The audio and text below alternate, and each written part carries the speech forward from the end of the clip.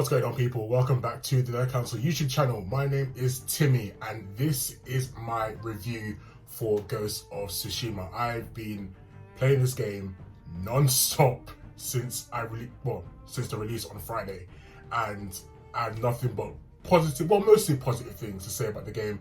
First things first, gotta say a big thank you to Sucker Punch and PlayStation for sending me a copy of the game, because you guys saved me about £60, which I'm now going to spend on clothes. So thank you guys. Anyway, I'm going to give you as much of a detailed review as I can and give you my thoughts on everything from the story to the gameplay to combat. Definitely going to talk about combat, and just overall thoughts on what I think is next for the Ghost of Tsushima franchise. Let's do it.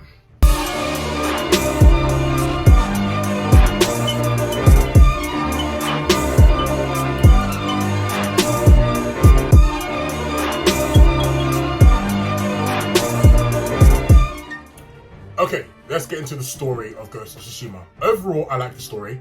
Let me just point out, I haven't finished the game. But I've played a sufficient amount of the game that I can still give some thoughts on the overall arching story. I think I can see where the story is going to lead up to, but just to make that clear, I haven't finished the game myself. I am midway through Act 3, and I've completed all of the side quests and stuff. But having said that, the story I think is a very good one. It's what I would expect from a samurai game. The whole idea of the samurais losing in the initial battle against Kotal Khan and the invading Mongols who are trying to invade Japan is a good one. It's what you would expect, like I said, from a samurai game. The underlying story of it all, though, is that Jin Sakai essentially has to choose between being a samurai and being the ghost. There is this continuous battle within himself to do essentially what he's been taught as right as a samurai, and to doing what he feels is necessary as the ghost in order to get rid of the Mongols from Tsushima. That's what this story essentially is all about. It's about Jin's inner battles and his inner demons, in a sense, to do what is right and what's needed. He is constantly questioned by people like his uncle, Lord Shimura, fellow samurai like Misuka, and Lord Ishikawa. Ishikawa, by the way, is a bad of a character. I really liked Lord Ishikawa, man. He's a bowman samurai, one of my favorite characters in game. Even in his initial journey to become the ghost, he's kind of persuaded by someone called Yuna, who tells him to practically forego everything he knows as a samurai and do what he needs to do.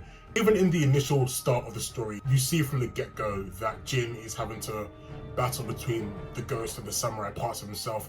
His initial interaction with Yuna is what sparks his transformation from samurai to ghost, as it were. And it's interesting to see him struggle with that, I guess, dichotomy between the two halves of himself, which essentially become the whole and the end of it all. But like I said, the overarching story, or the story as a whole, is a good story.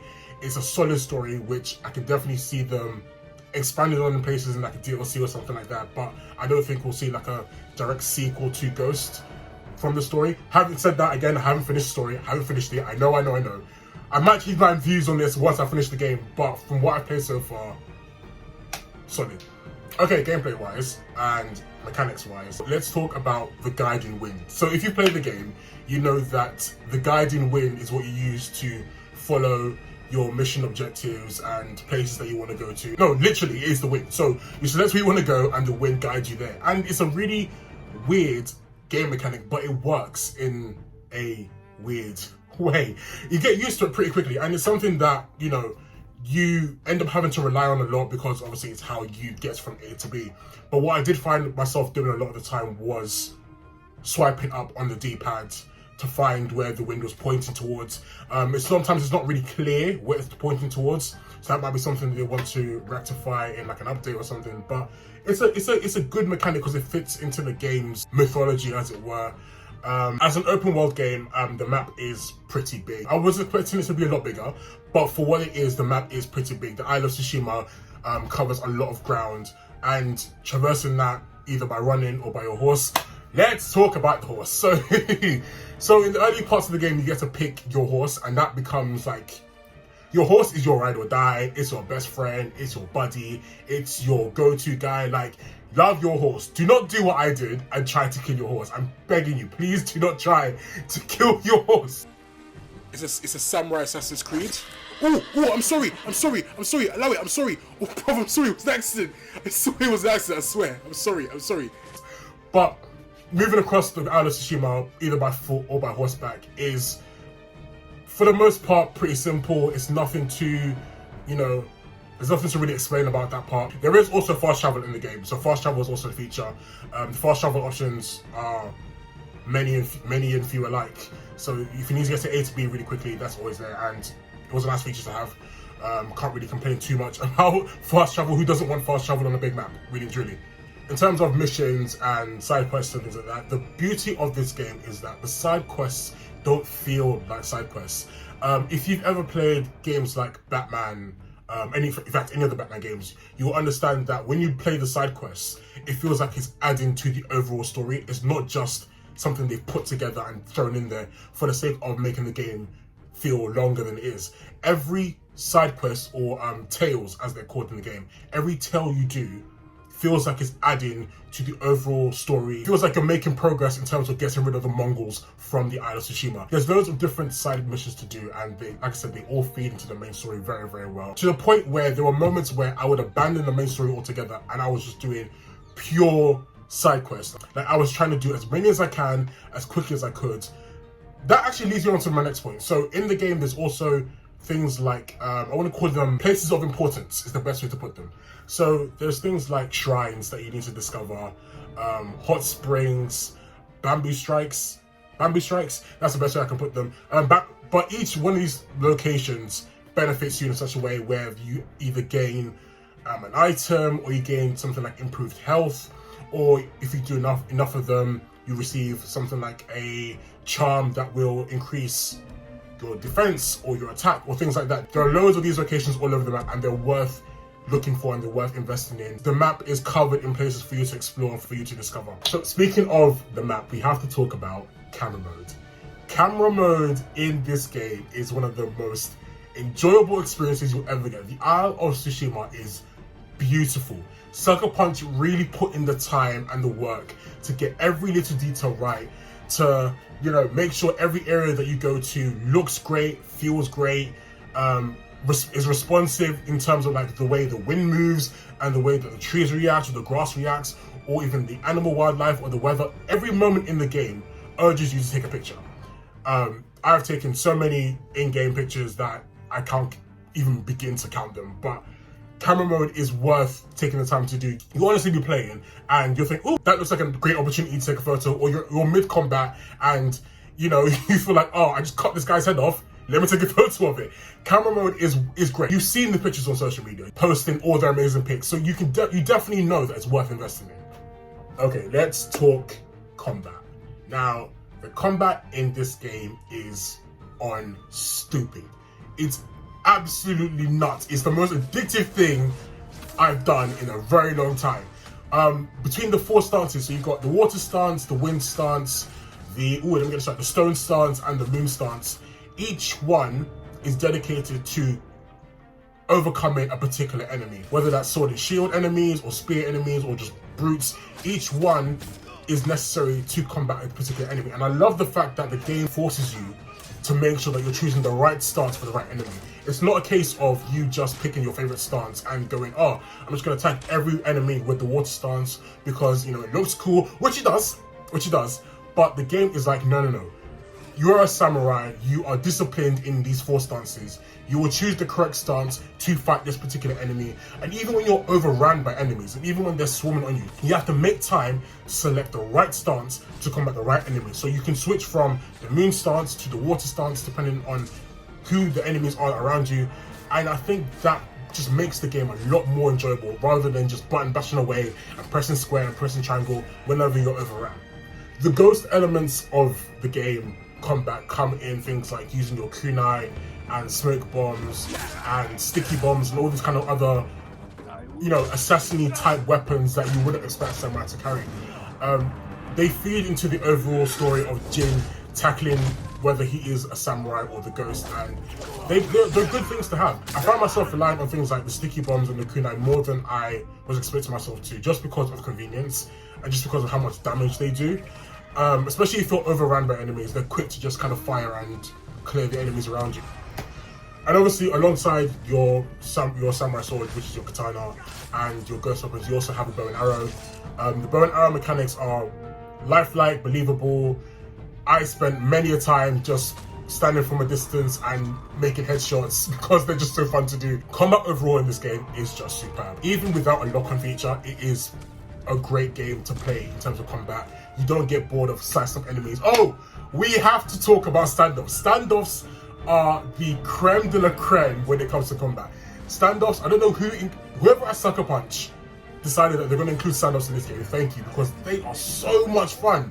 They are so fun to do. Like, the fact that you're standing off with an enemy and you're waiting for them to strike, and the moment they move, you just cut them down and you move into the others. It's a superb sequence to watch.